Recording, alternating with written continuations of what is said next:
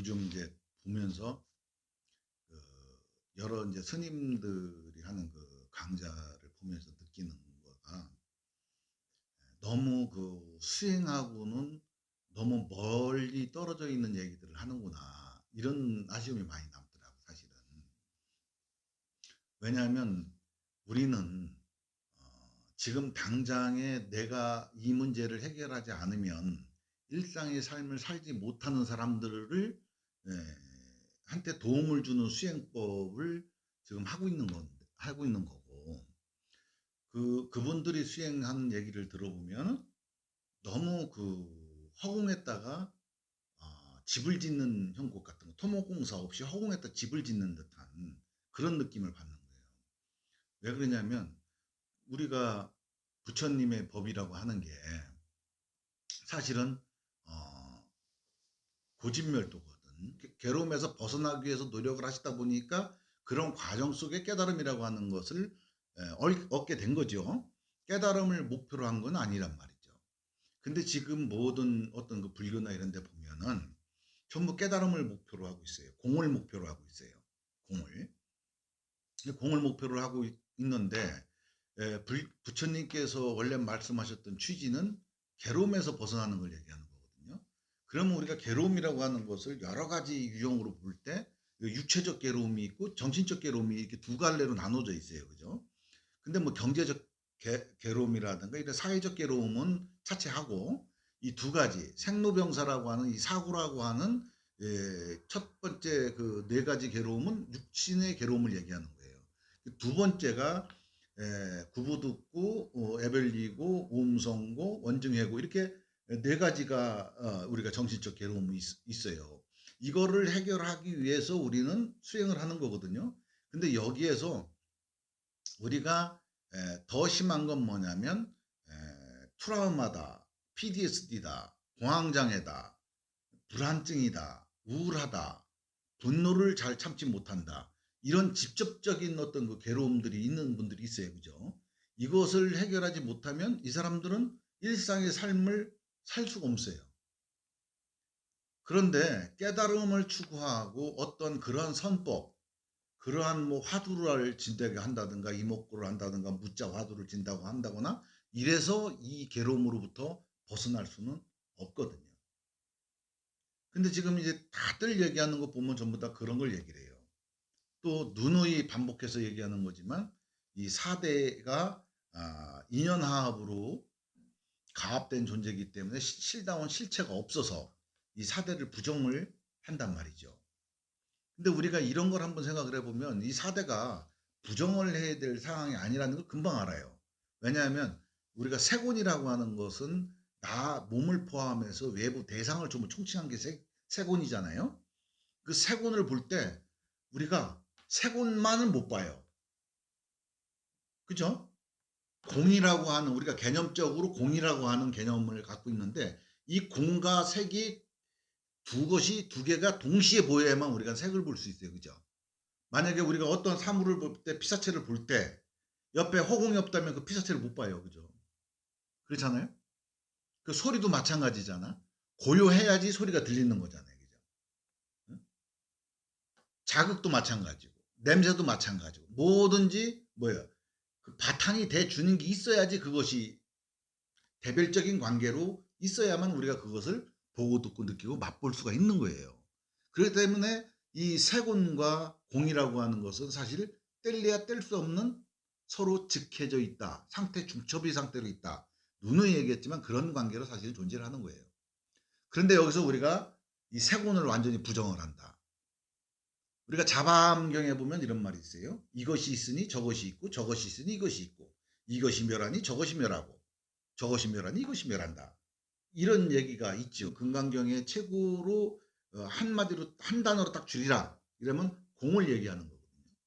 공을 얘기하는 데에서 어떻게 되지? 고정된 실체가 없다는 얘기예요. 이 얘기는 뭐냐면 자성이 없다는 얘기거든. 무자성이란 얘기예요. 그러니까 본무자성이라고 하는 거지. 본무자성일 때 이것이 있고 저것이 있으면 성립이 안 되는 거예요.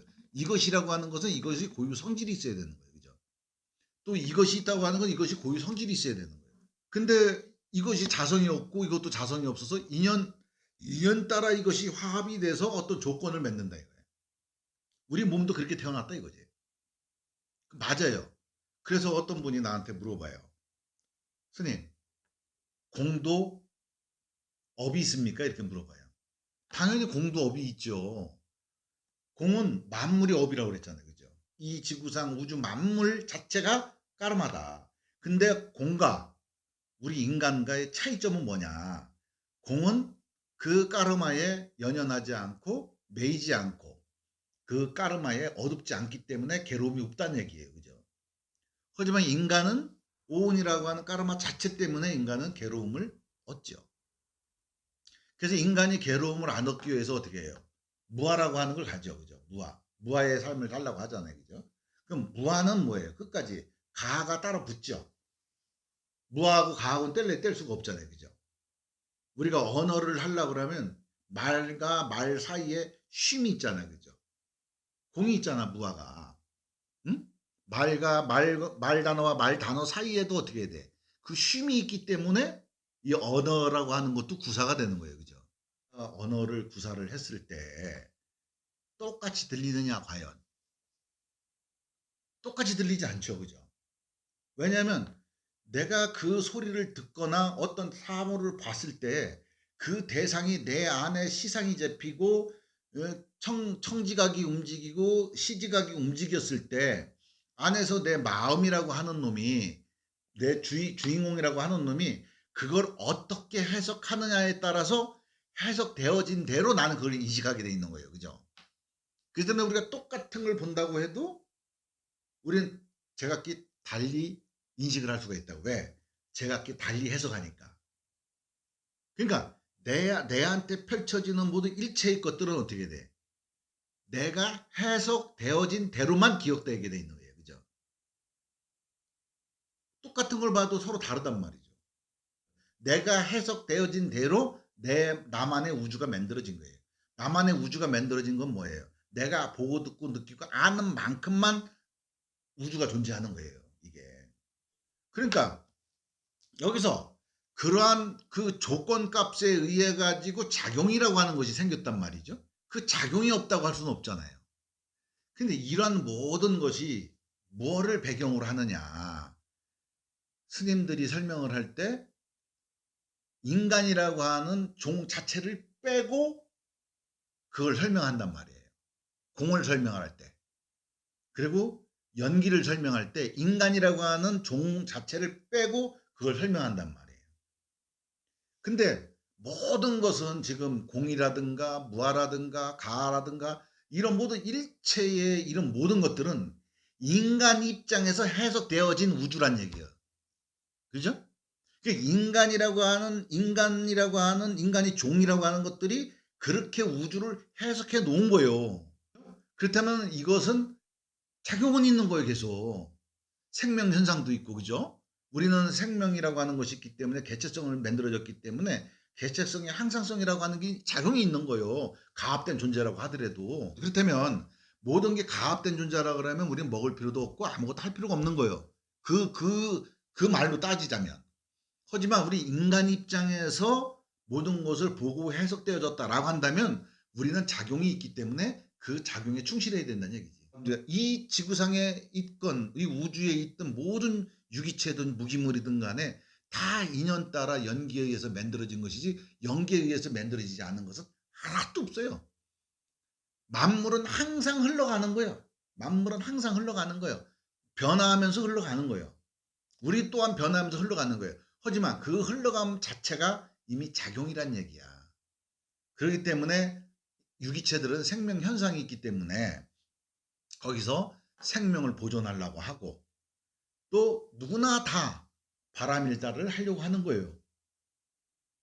불교인들만 바람일다를 한다라고 생각하면 안 되는 거예요. 왜 그러냐? 모든 사람들은 자기만의 우주가 있기 때문에 자기만의 방식으로 파라미타를 하려고 하는 거예요.